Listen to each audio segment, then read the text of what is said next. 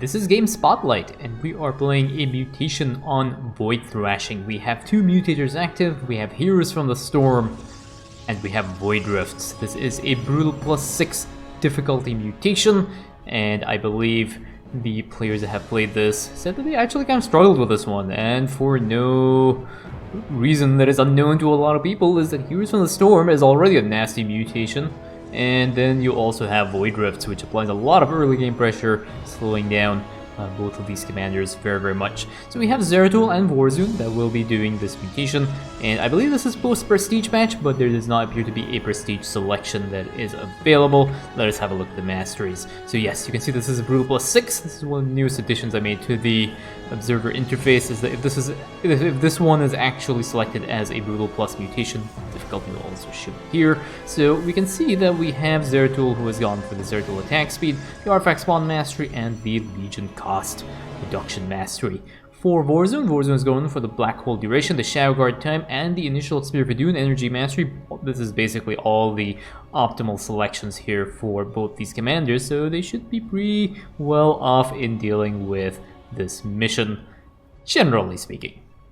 Now, the one thing that is really difficult about this mutation set is the Void Rifts, and speaking of the devil, we have the Void Rifts that have spawned. So we can see that the first Void Rift will be dealt with the first Zoriah Legion. That Void Rift, on the other hand, is going to be a little bit more difficult to deal with, and you can see that the enemy composition here is raiding Barney, which is, you know, not great, but not bad either. Having a Terran composition basically means that the enemy bases will have Ravens and all sorts of battle cruisers and all sorts of other nasty units. So not the best enemy race to deal with, but by no means is the worst. Like, you could get Zerg, you could get Swarmy Zerg, you could get Shadow Tech, you could get Air Terran, and that thing could be really bad. We can see that we have a Shadow Guard that is dropped now for Warzone. Warzone's Shadow Guard, will be able to clear the enemy units in this camp, and this will force the Void Thrasher to spawn. So once the total vitalities of the enemies are near the Void Thrasher drops to less than 50%, Void Thrasher will spawn. And I think they should be able to deal with this first Void Thrasher without really any problems. The Shadow Guard duration mastery helps a lot when it comes to dealing with Big Fan, providing a little bit of early game pressure. And very conveniently as well, the Warzone Shadow Guard actually ends up spawning right. The Void Rift spawns right next to the Shadow Guard. So you can see the Warzone has dropped a Dark Pylon here and uses the Dark Pylon recall and actually getting a lot of value for their Shadow Guard, so that's actually really good. The first attack wave on the mission has spawned, and I believe the stack wave will be accompanied by Raynor, I want to say. I think Raynor is the guy that will be accompanying this. This will be the hero from the Heroes from the Storm. So one of the things that you could also do when you're dealing with such a mutation is to try and end the mutation as quickly as possible.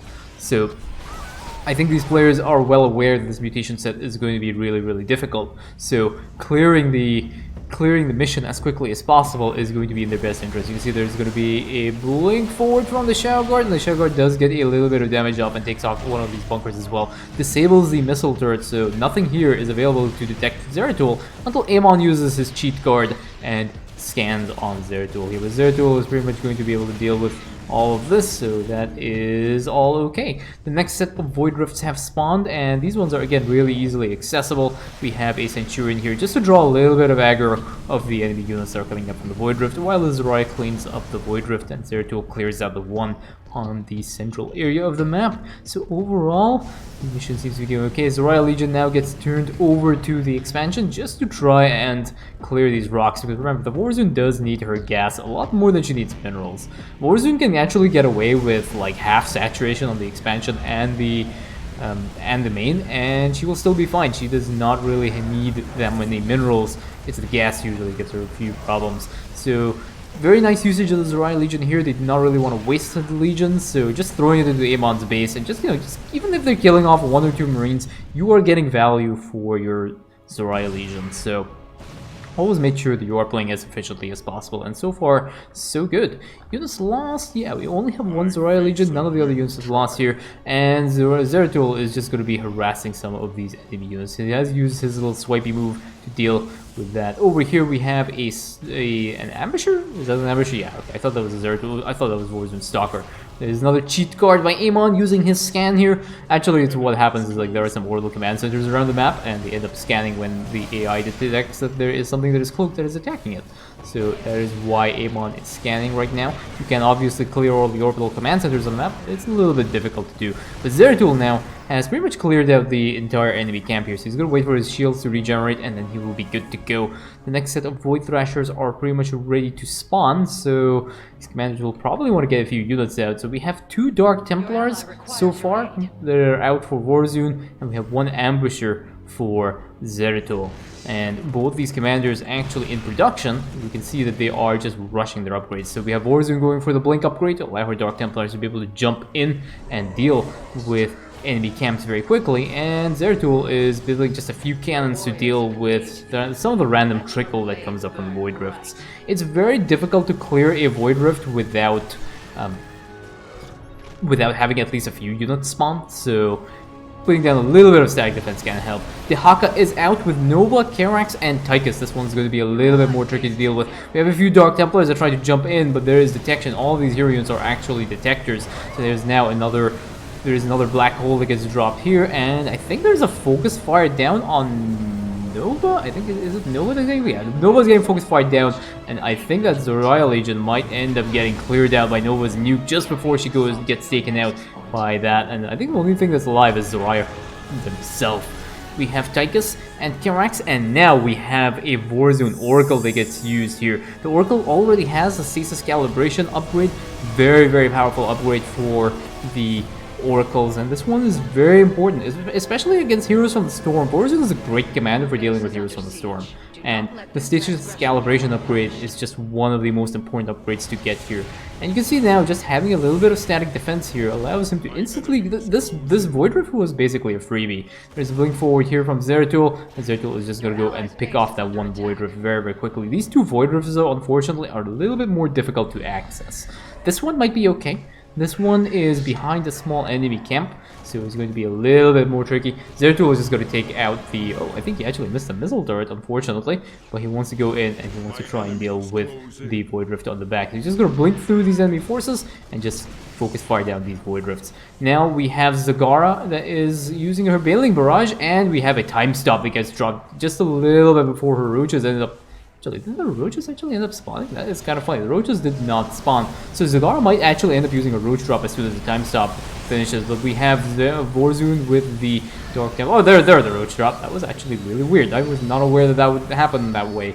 But one of the things that can be a little bit tricky is, getting the time stop timing efficiently, and, making sure that these enemy heroes do not wreck you while you are trying to keep your time stop. Remember that Warzone does have her Stasis Calibration upgrade, so she's going to be getting some Oracles. Those Oracles are going to be helping a lot. Zoraya Legion has helped clear the Zagara that has spawned, so now all that is left is to clear the Void Thrashers that have been wailing on Sergeant Hammer's fortress for a while. Void Rift spawns very conveniently right next to this army and just gets completely destroyed very quickly. Over here we have a bunch of Oracles and a bunch of Dark Templars that have cleared that Void Rift. And over here a shade forward from these cannons. I think there might need to be a few more cannons. Zeratul unfortunately getting wiped by the Raven, and this is what I was talking about earlier about the Terran composition of the enemy race. That one, the Terran race that they are up against, and that is one of the things that makes this so difficult. You have a lot of Ravens, and Terran is one of the most annoying races to deal with in general. They have bunkers, they have battlecruisers, they have Ravens, they have just really irritating units that, just extremely overpowered race for co-op, at least. So it is going to make it a little bit more difficult to clear, but again, Warzone has a few more Dark Templars. Warzone is actually floating about 1,000 gas right now, so Warzone has enough production here. So I think there might be another Warpin that'll be coming in for Warzone, and that'll allow her to actually start clearing. But yeah, these Ravens are really annoying, and these Ravens will actually cast their sequel missiles whenever they see a viable target. We're gonna see what we're gonna do now. We have 2 Void Rifts that are on the map already, and Zeratul is gonna be going for this Void Rift. So Zeratul will be able to clear this one without any issues. And there is an Archangel over here as well. This Archangel is actually gonna get away, so Zeratul can't actually kill it in time, I don't think, but there's a Zoraya Legion that spawns right next to it and ends up killing off that Archangel, and now they're going to be moving in this direction. Very nice spot for the Zoraya Legion here. Gets the Archangel, gets the Void Rift that is very difficult to access as well, Clears out that one missile turret as well, and now all that is left are those Void Thrashers that have been still alive for a while, and now these Void Thrashers are going to start spawning, and they're going to be dealing a lot of damage to Sergeant Hammer's fortress. It's going to be a while before these commanders are able to start pushing through. We have a few photon cannons here. Again, Warzone is not the commander that is really short on minerals, so using the photon cannons is a good idea and very efficient play. Kerrigan, Artanis, and Zeratul will now have spawned for Amon, and there are going to be a few issues. There is an Oracle that actually tries to cast a Stasis Ward on there, and now finally they end up catching this. Artanis is a really tanky hero, and these Oracles need to use their Stasis Wards a lot, and I don't think there's any more. They're not creating another Stasis Ward, which might be somewhat problematic. Kerrigan is going to come out of the Stasis and is going to be very upset, and she's going to cast her Apocalypse upgrade, but not before Warzone decides to cancel that out and use their black hole to just disable this the enemy heroes. So we have Zeratul and Artanis left now. Kerrigan gets focus fire down. Artanis is a little bit annoying, but nothing really that Warzone cannot handle, especially when she has so many Dark Templars. You can see here Warzone just stun locking that Artanis. Artanis is now dead, and this Void Thrasher is being a little bit problematic. This Void Thrasher is actually still alive.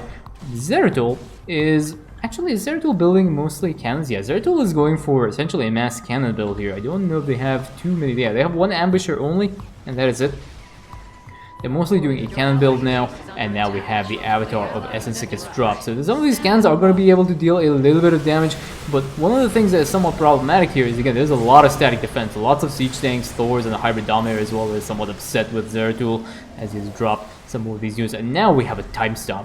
That time stop was a little bit inconveniently timed though, because the cannons now have been, at least the shade projections have been destroyed during the process of that push. So there was a little bit, I think, of a miscommunication there as for the time stop timing. So that has actually meant that some of these shade projections were sent back before they could actually deal some damage there.